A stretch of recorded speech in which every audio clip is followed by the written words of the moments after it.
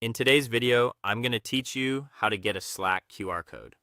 This is a simple and effective way to make onboarding easier, especially if you want people to join your Slack workspace without typing a long invite link on their phones. A QR code lets someone scan and open the invite instantly, which is useful for employee onboarding, hybrid events, office check-in areas, or internal documentation. One important thing to keep in mind before you begin is security. Anyone who scans this code may be able to join your workspace, so only share it in trusted places such as internal portals, private emails, or secure physical locations.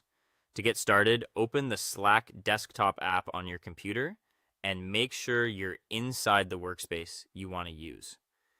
In the top left area of the sidebar, click your workspace name to open the management menu. From that menu, choose the option to invite people to the workspace. A pop-up window will appear, and from there, click Copy Invite Link. This gives you the active join link that your QR code will point to. If you want a little more control, you can also choose Edit Link Settings. That optional setting lets you adjust things like when the link expires or how many times it can be used, which is a smart move if you want to keep access more limited.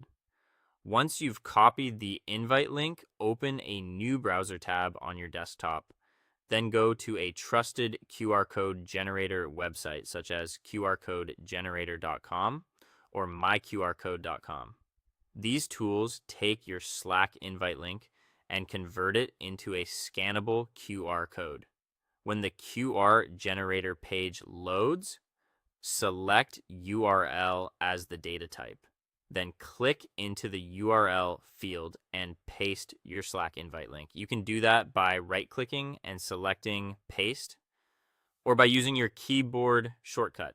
As soon as the link is entered, the site should automatically generate a QR code on the screen. Next, you can customize the design so it looks more polished and recognizable to your team. Use the built-in settings to adjust the color palette so it better matches your company branding. If the tool allows it, you can also add a Slack logo or a small scan to join frame around the code. This can make people feel more confident about scanning it. When everything looks right, click download and export the file in a high-resolution PNG or SVG format.